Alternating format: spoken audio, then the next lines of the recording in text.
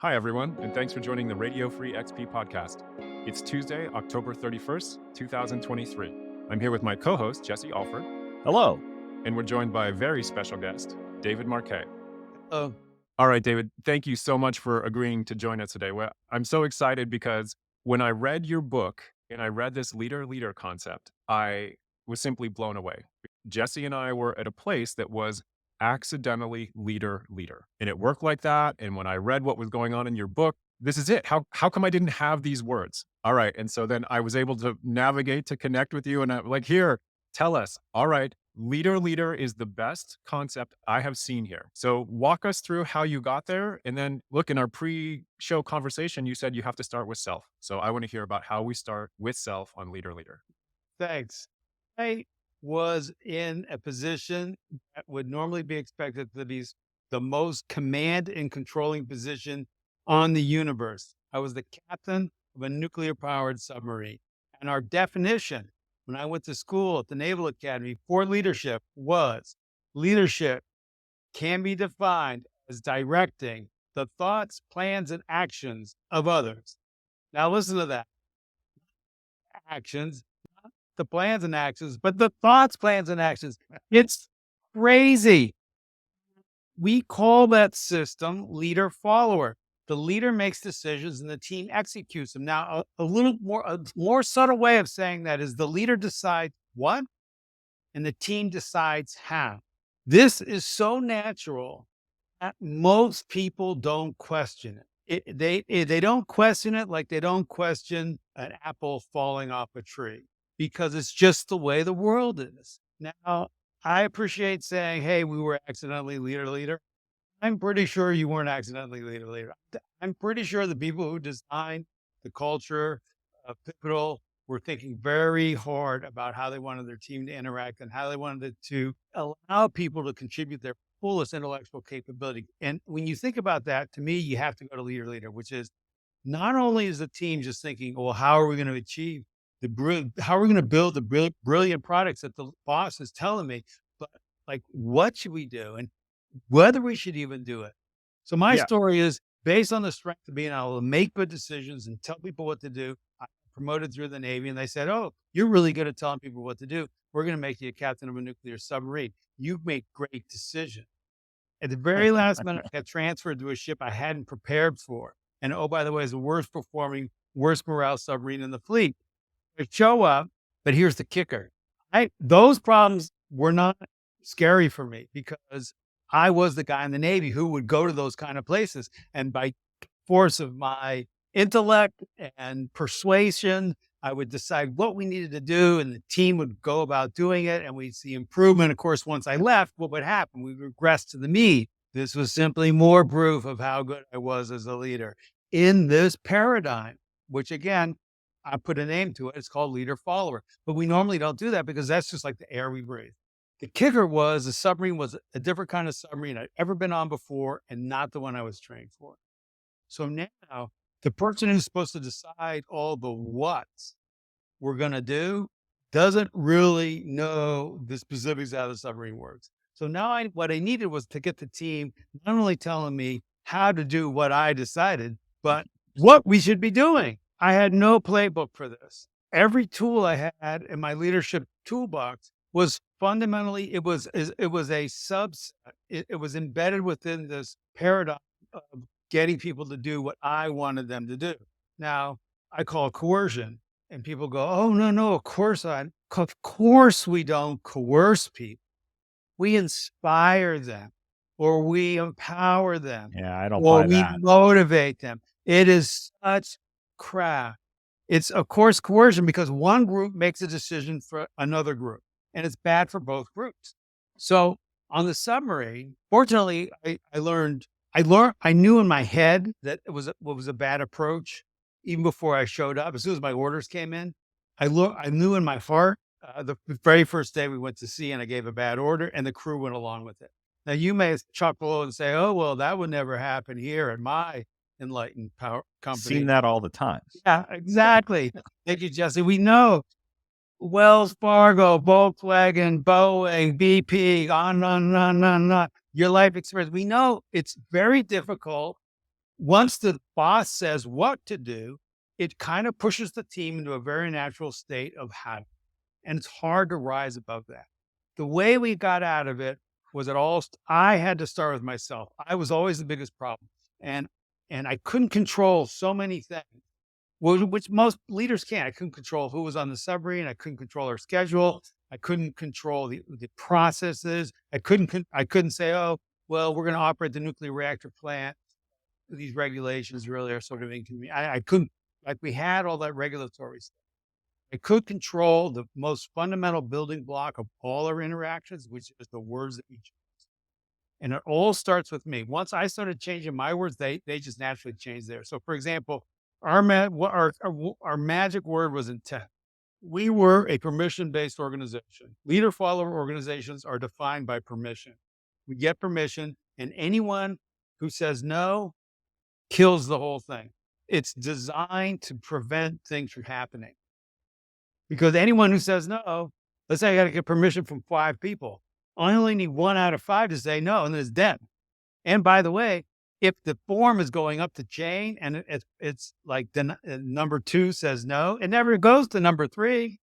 Why? Laws of physics? No, we just decide that. That was the first thing we changed. I say, if you submit a form that you want permission, because the Navy forms had permission. Say, if you submit a form that says permission, it normally goes to the captain to approve it. I don't care if everyone in the middle says no, I don't care. It's still coming to me. Now, people will say, well, Captain, you're going to get inundated by idiotic requests, because that's the job of all our brilliant people in middle management, is to filter these idiotic requests and spare you from the agony of having to read those. But that's not at all what happened.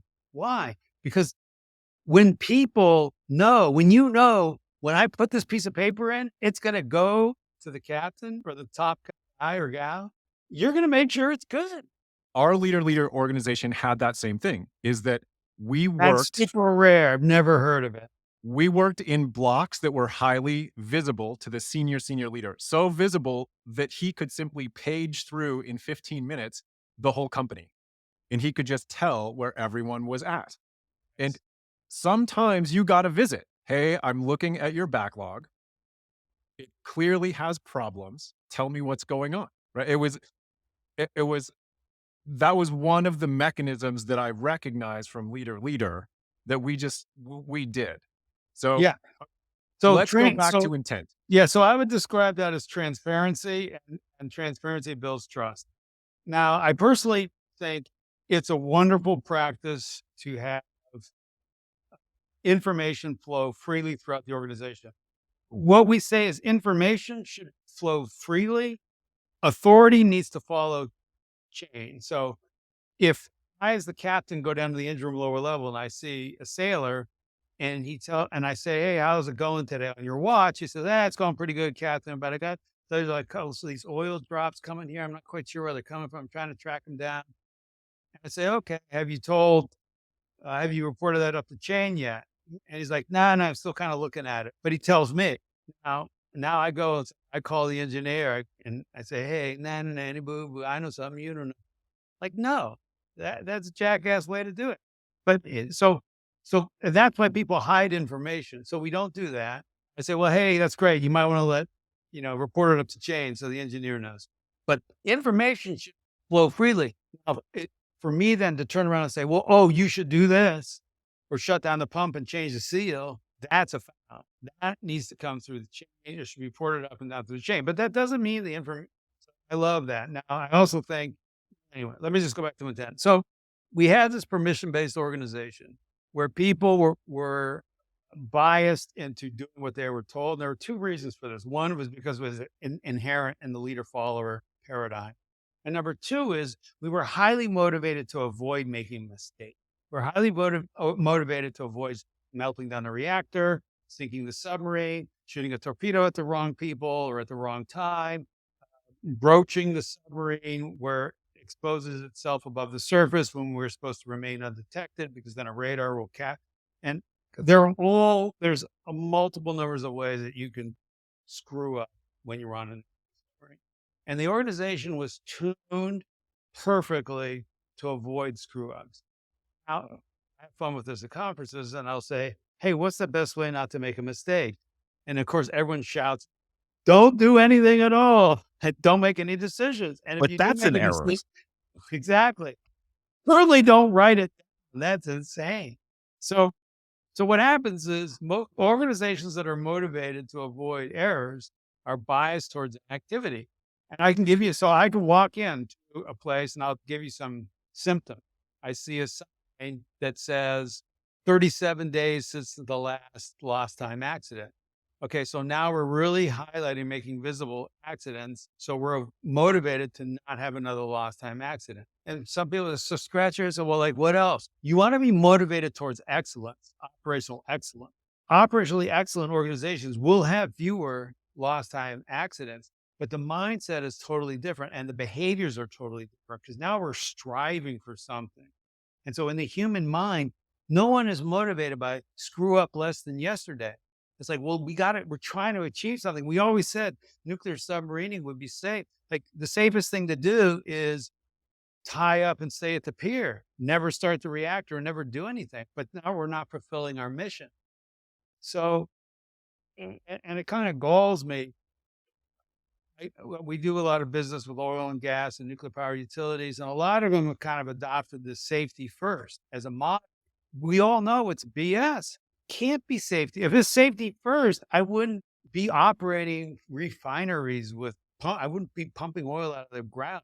It's get oil out of the ground, refine it, and deliver it to the customer first. Oh, by the way, we really need to do it safely. It has to be that way. So be on. That's just another rant. I'll skip that rant for now. Be honest about what you're doing. So to go to the next step, I still found myself in a position where I was giving orders because the officer would come to me. We have a watch officer who's controlling the day-to-day operations of the submarine. And he says, Captain, request permission to start the reactor, submerge the submarine, load a torpedo, all of these operational things. You can imagine it might be the same as, say, adding a feature to a product or giving for the sales team, bundling a certain set of services at a certain price or giving them a certain discount. So we have all these decisions we're making, and they would still be permission based, and I would still give an order.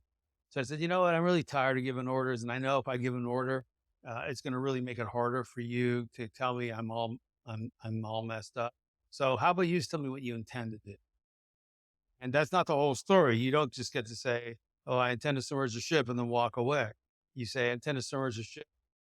And then there were two pillars that we relied on. Pillar number one was tell me it's safe, or what have you done to make it safe, or compliant, or process compliant, regulatory, what those kind of technical things. Well, we got all personnel down from topside, accounted for everybody. We shut all the hatches. We checked water depth. We got enough water. Those kind of things. And then you say why. And the reason I chose this place and this time to submerge, or the reason I chose to submerge at all, was because our mission is changing from here to here, or the environment around us is changing, whatever it happens to be. And the whole point of intent, there are two benefits. One, the ownership rested in the subordinate, not in the boss. And two, it sparked these conversations before the thing had happened.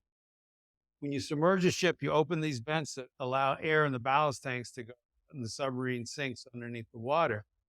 You don't want to submerge and then say, "Oh, Captain, I submerged the ship." Is, "Oh, we really needed to be on the surface," or, "Oh, we launched the product," or, "I updated the server. I took the servers offline for maintenance."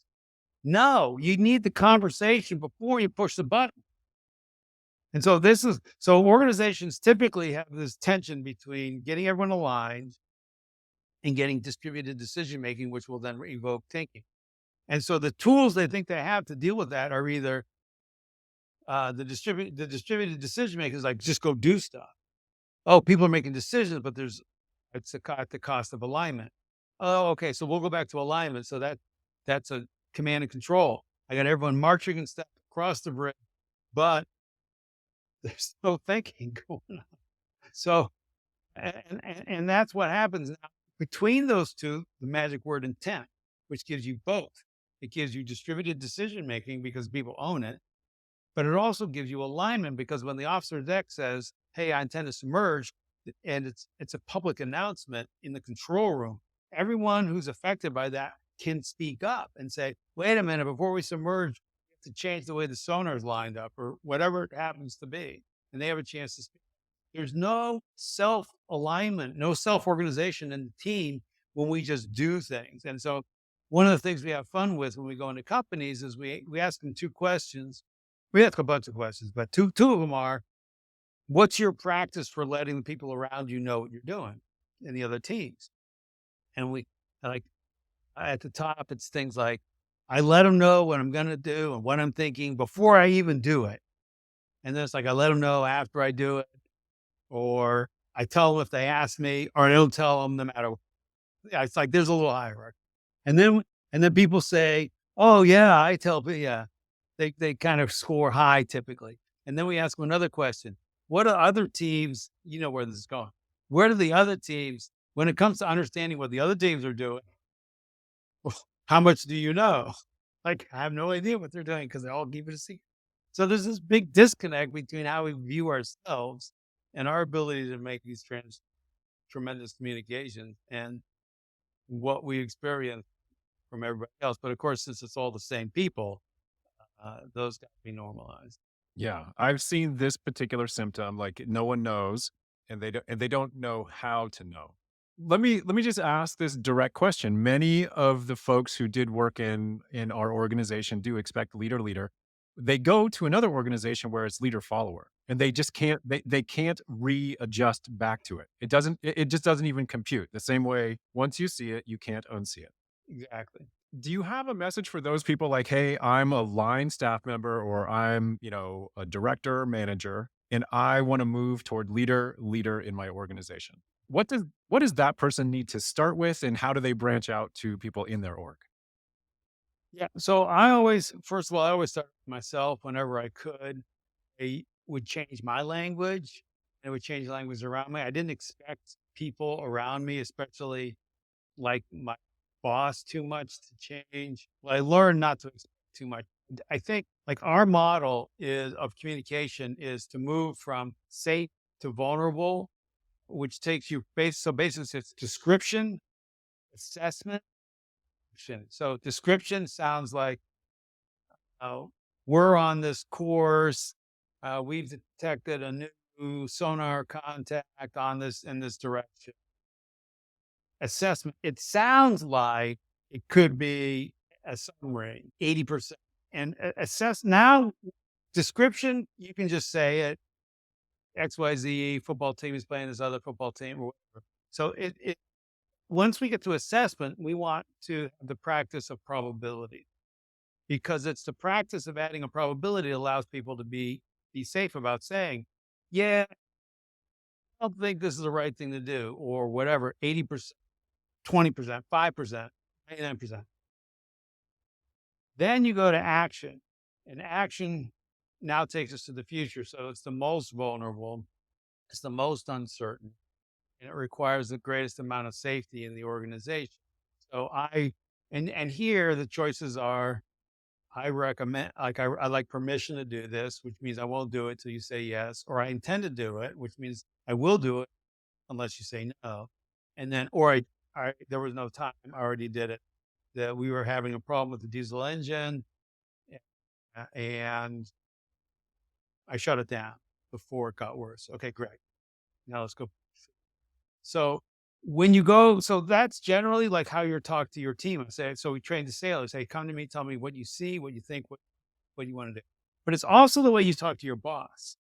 And you always start safe because it's always about you and your boss having a sense of safety. If your boss doesn't feel safe letting you go higher on the ladder and having more authority, there you're never going to win. And you start with description. So you say, and choice makes it safe. So let's say your boss tells you to do something and you think it's a bad business decision. It's not unethical, but it's just a bad way to go. You say, hey, boss, you made this decision about the product. We're going to support you. So now you've taken all this contest of authority off the table. Teams, we're ready to do it. Would you like to know how we see it? And they may say no. And they may say, probably they're going to say yes, because they know it's kind of a, that's the right. And you say, okay, so here's what we see. We got 47 million lines of code and this and this and this, and the teams were working um 60-hour weeks for the last 4 weeks, blah, blah, blah, blah, blah. So is this what you want us to do? But you got to support the, if you go in saying, like I did many times, hey, I think there's a better way to do this. All they hear is, oh, you think you're smarter than me and screw you. I was at an organization. Now, this happened to me because I went from where I was to the Pentagon, assimilated like the boar back into a very strong leader follower organization. And this was when we were making decisions of invading Iraq. And we all knew we would have these fake meetings, isn't rant, fake meetings to pretend to discuss whether we should invade Iraq or not. But we all knew the president wanted to, and the Secretary of Defense wanted to, and we were going to do it. And we were really relegated. It was worse than just saying, here's them saying what and us saying how. It was like there was this pretense that we actually had no ability to say what, but we all knew. Yeah. Anyway, Well, Well, so that pretense is one of the most painful things. it Like is so painful. When Tony asked you this question of like, what is the advice you would give these folks? Yes, the starting place is starting with yourself and how you approach it. It's like, okay, so far, so sensible. This all sounds completely sane to me. And then you get to this point where it's like, what about when you're empowered and it's great and leaders are saying, yes, I want to hear what you're saying, but the pretense, you know, many of the people who are from an organization that said and did these things Yeah. will encounter organizations that only say these things, and then the burnout is intense and the cynicism kicks in and it becomes very hard to operate at all. And those are the people I really would love to have some more advice for. Okay. So here's the thing. What I'm telling you is the sort of daylight. It's sunny out. All humans are wonderful people and no one's had a bad day. The reality is, and the worst bosses I've had, if I asked them, they wouldn't have rated themselves the worst bosses. They think they're doing the right No. thing based on their environment, how they've been brought up, and the system response from the organization. But here's the test. So I was at a conference, I think it was Brooklyn Beta, and I get asked this question, and I was jet lagged, and I kind of, it was the end of a long day, and I don't know what happened. But anyway, I was kind of in this weird headspace. And this lady stands up, she's right near the front. And I say, here's the test. 'Cause I want to tell her, you should just quit. Because she stands up and says, oh, my boss. She's like, That's I what don't I wanna tell people. yeah, I don't want to tell her that just quite bluntly. But here's this, I just said, I'll give you a test. I'll give you a test. If I want you to imagine your daughter or your son is putting up with the crap that you're putting up with, what would you tell them to do? And she said, I'd tell them to quit. I would hate for that. I hate to think about that. I said, that's your answer. Standing ovation. And I walked upstairs. Doesn't get better than that because everyone feels this. And I get frustrated sometimes with the millennial or Gen X work ethic where, we're going to quit on a dime. And there's an article in the Wall Street Journal recently about how to build I can't remember what they called it, but it was like enough money so you could quit your job. I think when we make commitments to work, we should commit and the team should be able to rely on us. I don't like the idea that, oh, well, the Red Sox are playing, so I'm going to call in sick. I mean, 2 weeks ahead of time, you say the Red Sox are playing, and I'm not going to be here today. Fine. We need to be able to rely on you. You're just not that valuable to the organization if you can't. But at the same time, if the organization treats you badly, then that's going to take a huge toll on your health, and you cannot buy it back. I personally know this because I have a health condition which happened while I was at the Pentagon, and why did I say I was doing all the right things? Oh, I'm going to be promoted. Oh, I'm supporting the team. Oh, I'm loyal to my boss. I'm loyal to the organization. Blah blah blah blah blah. But I'm going to suffer for life with a health condition that happened while I was there, and it's just not worth it. It might feel like it right now. It is not worth it, ladies and gentlemen. I just hope, how much better of a world would we have if no one worked for the asshole? the whole point for us is that we did see a leader-leader model totally work, and it was truly glorious. I have the same kind of cynicism about hearing the thing Jesse is talking about, the promise from the front of the room, and literally just the opposite in a day-over-day workplace. As a norm, the 95% case, that's what it feels like. I've come out the other side because there is a model that works. I've seen it. Is It's a not a better way. speculation. And to see you describe that model so perfectly in first of all, a very perfect way with all the problems in a microcosm, and you have to deal with them the same way you would anywhere. I believe the same thing. It's not worth your health, and the system is not designed for your health. How do we take what you articulated so clearly and what many of us experienced so clearly, and how do we make that the norm? And so we started at start with yourself, change your language, have a test. What would you advise someone that you deeply care about in your situation? Any other tests that you like? Yeah. So step one, is it worth even like, should I be here? So let's assume we passed it. So yeah, I'm going to be here. I'm going to do my best. I'm going to, for the organization, for me, for a team around me, take care of your team horizontally and vertically. So one of the first things we have our executives do, either from coaching or when in consulting with these big companies, is we send them out to restaurants and we tell them they can't choose their meal. They got to get the server to choose their meal. They can't know what they're going to get until it shows up on the plate in front of them. If they if they go down the path of, oh well, what do you recommend? Chicken or fish? Oh, chicken's looking really good. Okay, I'll have the chicken. That's a fail. Because there And was an order issued. yeah, because you just ordered chicken. Orderless ordering is what you're describing. Yes, it's a practice of empowerment in a sense. The way we say it is you're pushing authority to information because the person with the most information about what's coming out of the kitchen and the chef and what looks good, what customers like is not you. It's that person, the server. So why are you making this decision? Oh, because I'm paying the bill, or like I have clarity over what I like. So for typically I might say anything less than $1,000, that High roller. with 1,000 calories or 600 calories and nothing with 4 legs. I don't eat mammals, so that's the easy way. Anything no 4 legs and less than 600 calories. If you're allergic to something, let them know. You can have amazing things. Of course, some people won't do it. They just can't do it because you're changing the script. But that's also what you're gonna have to do at work. And sometimes it's us. We're the ones. I try and practice this, but there are times I don't do it because I'm too tired. It's just, really? And then you got to know yourself. Why? So we had someone go to, usually people try it at kind of fancy restaurants. It works better because they're more used to customizing the service. We had someone go to Chick-fil-A and they tried it. And the server at Chick-fil-A said, does it have to be on the menu? And the person was like, no, I guess not. And so she's, have a seat. Yeah. So this guy got a custom meal, not even on the menu, at Chick-fil-A, designed by this person. And how cool is that? Like, think about your day. Think about their day.